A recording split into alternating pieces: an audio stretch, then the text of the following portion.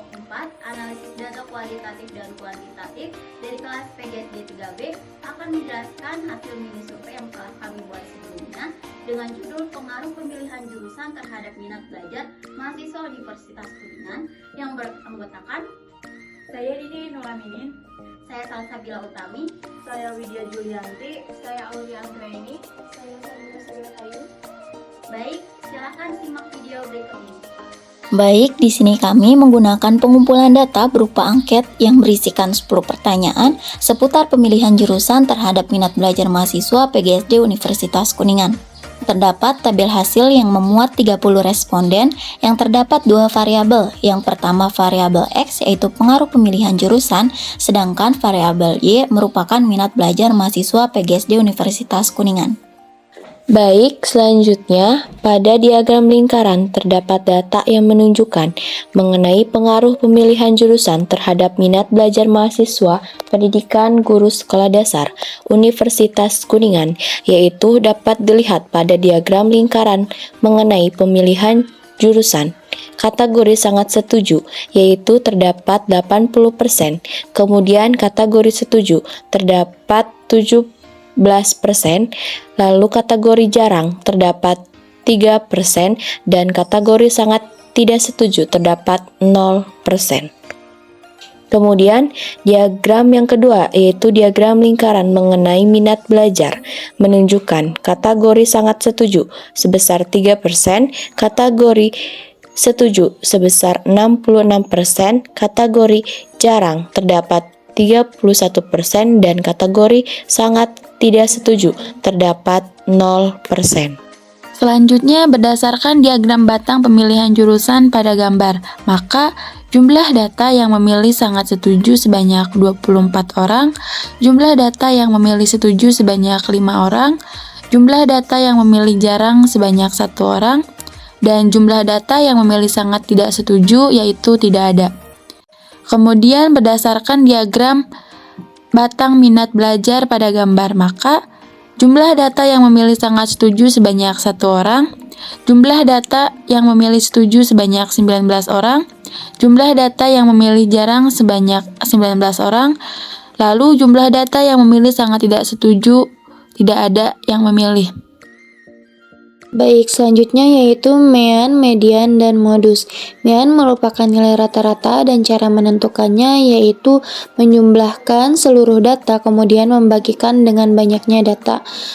Adapun median yaitu nilai tengah dari sekumpulan data setelah diurutkan dari data yang terkecil sampai data yang terbesar. Dan ada juga modus. Modus yaitu data yang paling sering muncul. Di sini berdasarkan data di atas yaitu diperoleh hasil variabel pemilihan jurusan variabel X, N merupakan banyak data validnya itu 30 dan missingnya 0. Mean yaitu nilai rata-rata, nilai rata-ratanya itu yaitu 16,13. Yang kedua ada median merupakan nilai tengah yaitu 16,50. Dan ada mode atau modus atau nilai yang sering muncul yaitu 16, minimum yaitu nilai minimalnya 10, dan maksimum nilai maksimalnya itu 18. Dan variabel minat belajarnya yaitu variabel Y, N-nya yaitu banyak data validnya 30 dan missingnya 0. Mean atau yaitu nilai rata-rata yaitu 10,93. Median nilai tengahnya yaitu 11. Mode atau modus atau nilai yang sering munculnya itu 11. Minimumnya atau nilai minimalnya 6. Maksimum nilai maksimalnya itu yaitu 16. Dan selanjutnya yaitu ada uji normalitas Kolmogorov atau Smirnov SPSS. Uji normalitas bertujuan untuk mengetahui apakah nilai residual berdistribusi normal atau tidak.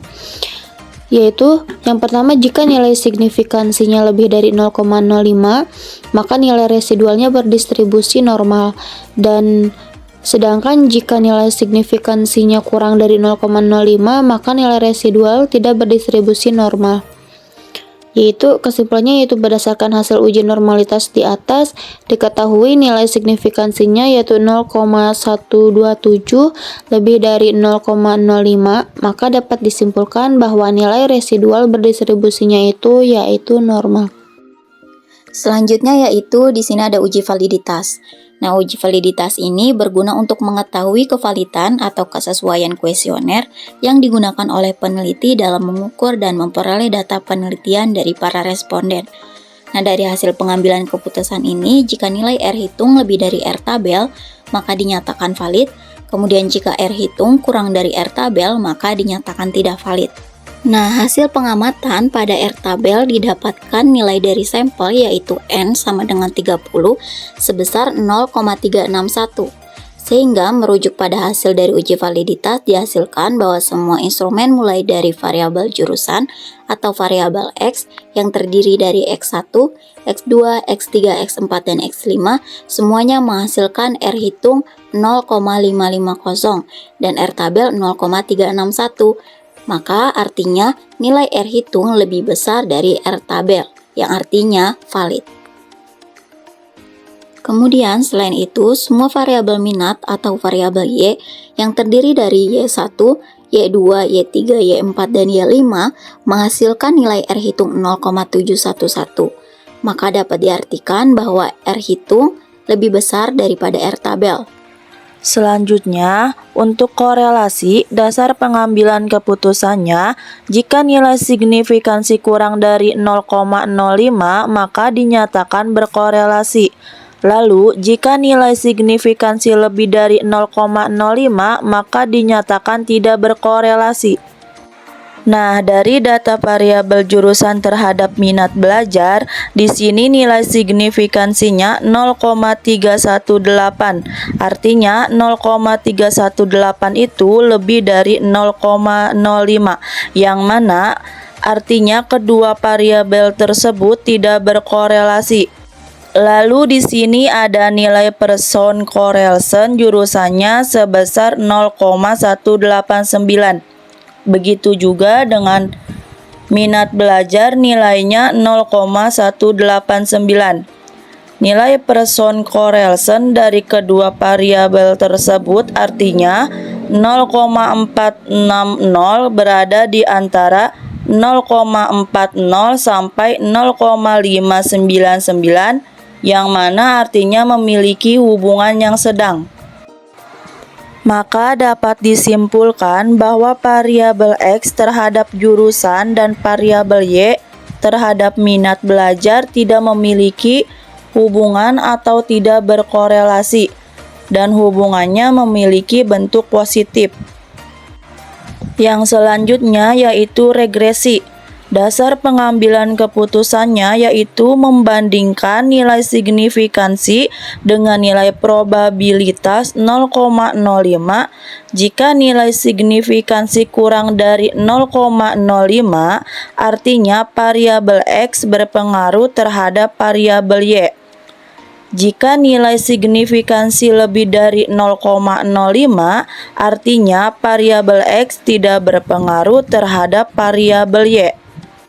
Tabel ini menjelaskan tentang variabel yang dimasukkan serta metode yang digunakan. Untuk variabel jurusan disebut independen, dan untuk variabel minat belajar disebut dependent, dan juga metodenya menggunakan metode enter. Lalu untuk tabel yang kedua yaitu tabel summary, menjelaskan tentang besarnya nilai korelasi atau hubungan yang disimbolkan dengan huruf R kapital yaitu sebesar 0,189 dan koefisien determinasinya atau R square sebesar 0,036. Artinya pengaruh variabel bebas atau variabel jurusan ini terhadap variabel terikat atau minat belajar sebesar 0,3,6%. Yang selanjutnya yaitu tabel ANOVA. Tabel ini terdapat nilai F hitung sebesar 1,032 dengan tingkat signifikansi sebesar 0,318. Jadi nilai 0,318 kurang dari 0,05.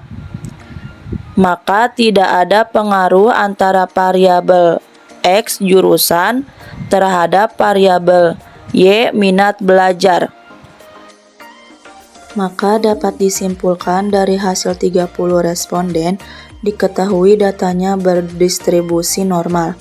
Instrumen yang digunakan valid, korelasi antar variabel tidak memiliki hubungan. Hasil regresi tidak ada pengaruh.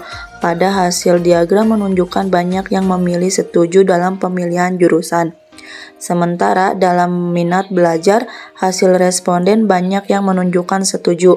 Dalam variabel X, pemilihan jurusan diperoleh hasil min atau nilai rata-rata sama dengan 16,13. Median nilai tengah sama dengan 16,50. Mode atau modus atau nilai yang sering muncul sama dengan 16, sementara dalam hasil variabel Y minat belajar diperoleh min nilai rata-rata sama dengan 10,93, median atau nilai tengah sama dengan 11,00, mode atau modus nilai yang sering muncul sama dengan 11, Sekian penjelasan materi yang telah kami sampaikan. Kurang lebihnya kami mohon maaf. Ditutup. Wassalamualaikum warahmatullahi wabarakatuh.